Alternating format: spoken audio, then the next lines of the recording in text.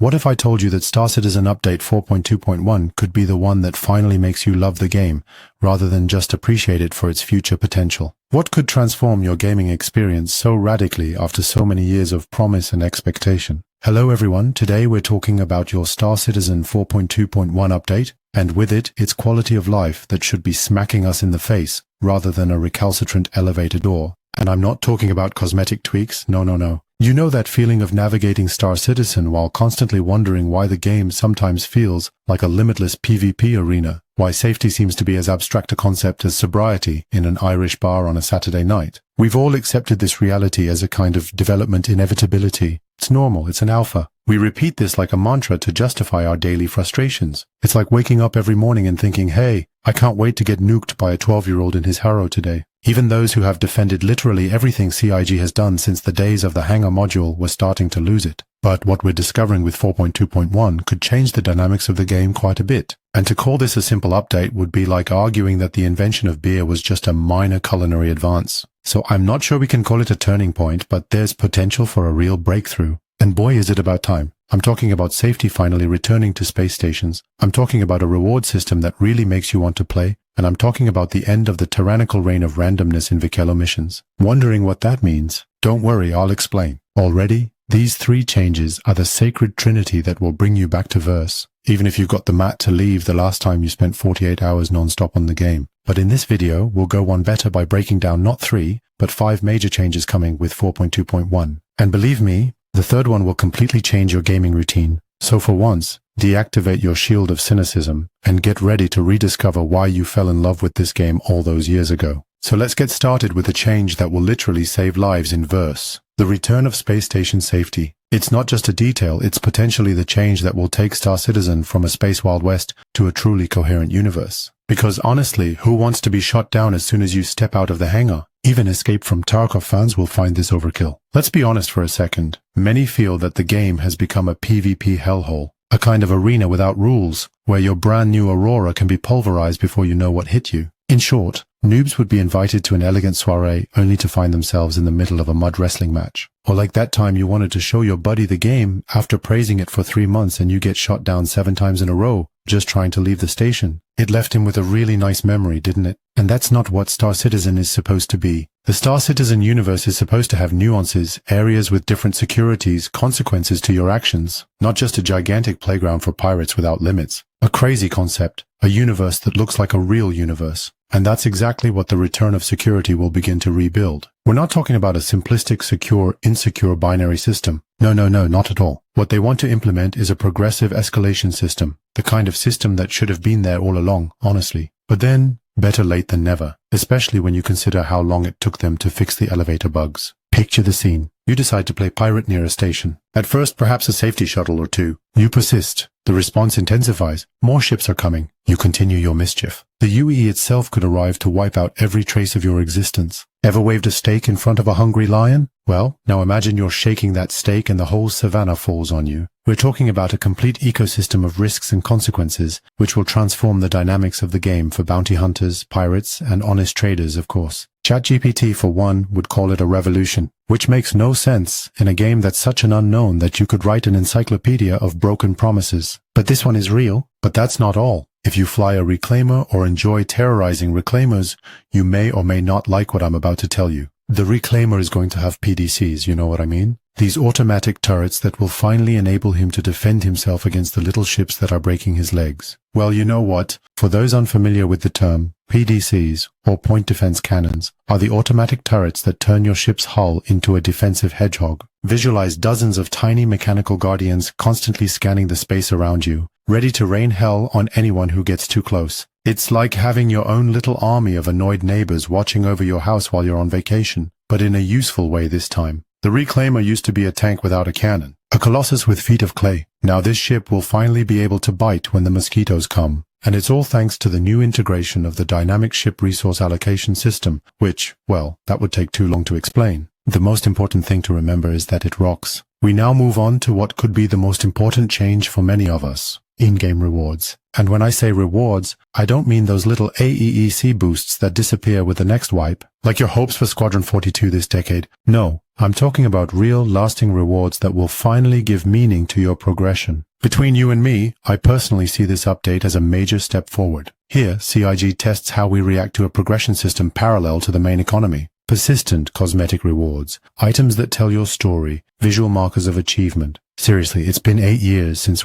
and this should be just the beginning if this approach works. And it will work. With adjustments, of course. We can expect to see this system expand, diversify, become deeper, factions with their own deliriums, rewards that really pack a punch, and above all, a progression that finally makes your hours of play feel worthwhile. Now let's talk about what everyone has been waiting for, but didn't dare hope for. The complete revamp of the Wikelo Missions. Gamers' greatest frustration will finally disappear with 4.21. Goodbye capricious RNG. Goodbye feeling powerless in the face of randomness. Goodbye wasted weekends looking for a part that probably didn't even exist. RNG, or random number generator for those in the know, is a mystical and capricious force that has ruled Star Citizen for far too long. Visualize a digital god with changing moods. Cast a cosmic CD to determine if you'll find that rare coin you so desperately need. It's a system that arbitrarily decides whether your mission will send you in search of an unobtainable component or a more generic part. Have you ever played Russian roulette in your spare time? Well, that was Star Citizen. It used to be that you'd spend 4 hours looking for a part and come away with nothing,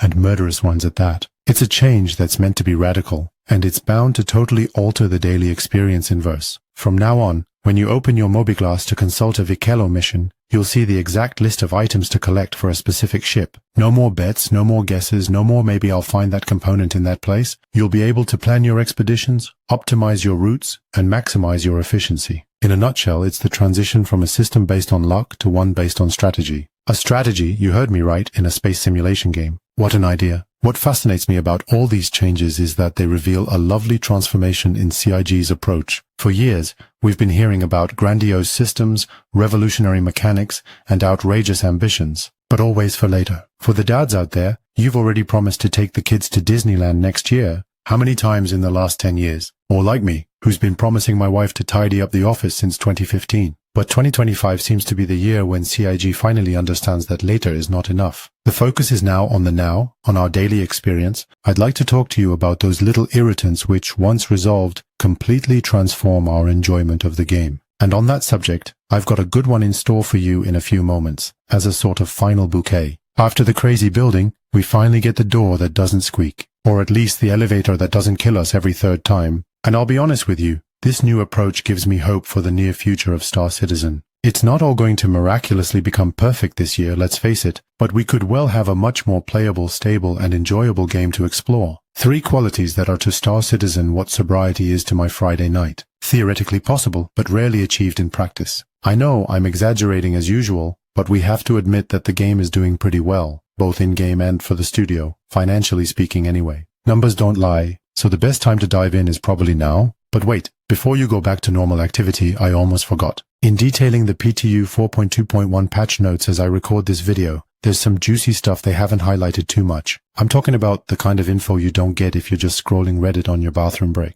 So already they've done a Pinterest on us with the scales. Yeah, Ada's version 2. They've turned it on, then seem to want to turn it off before the end of the PTU. This is just to test the thing on a large scale before putting it back in 4.3. Like when your new conquest lets you touch her. I don't dare say it, only to tell you that she's not in the right mood after all. But these new scales are, how can I explain this? Imagine finally being able to look around you as you climb. 180 in motion, 355 there at a standstill, and you can jump ladders. Skip. You've no idea how many times I've been stuck on a ladder like an idiot while someone was shooting at me. There was nothing you could do but die in the upright fetal position. Now you can jump in one direction and get the hell out. They've even added mechanics for bending over and avoiding stuff. CIG suddenly realized that ladders weren't meant to be death traps. And then there's the most important thing of all, or the scales that suck you in like a fucking black hole. You know those moments when you pass by a ladder and your character spontaneously decides to become a firefighter. That's all. Now you really have to want to climb. Let me tell you, it's truly revolutionary. Another cool thing, they've lowered the reputation requirements for the second live resource drive. That's the thing about ship components. Between you and me, it used to be so high that even no-lifers who played 20 hours a day struggled. We all know a guy who worked his ass off for 2 weeks to get a single tier 2 component.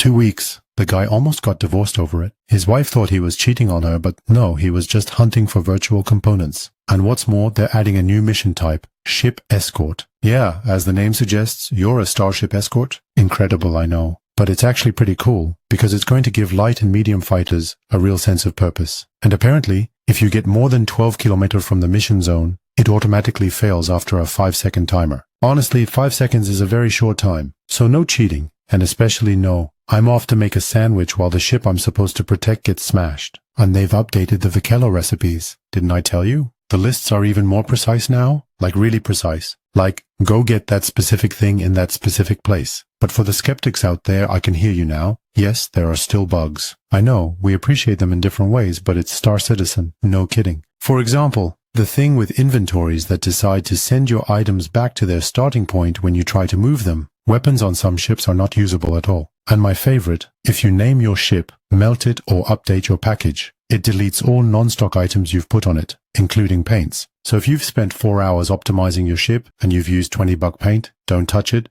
or it's all going in the garbage can. Classic CIG. Another little icing on the cake. Apparently, ammunition cannot pass through the entrance curtains of Pyro's shuttle stations. Because in the future, curtains are bulletproof. Very practical, I should install some at home. And the Idris shields that won't stop laser weapons except Panthers. It's like having a suit of armor that only protects you from red crayons. The list goes on and on. But the thing nobody's talking about is that they've made additional network updates to help reduce long network thread locks. Translated into human language, they're trying to get the game to stop freezing for 30 random seconds when there are more than 3 people in the same area. Finally, I almost had a heart attack the last time it did this to me during a fight. In short, this update is jam-packed with content and fixes. With a real beer truck spilling in front of your house on a Saturday night, we've got a lot to get excited about. And if you're still not convinced after all that, I don't know what you need. Maybe Star Citizen isn't for you, in which case this channel probably isn't either. We'll see you in the verse. So don't forget to like, comment, and send me screenshots of your epic moments with this new update. And above all, don't try to rename your custom ships.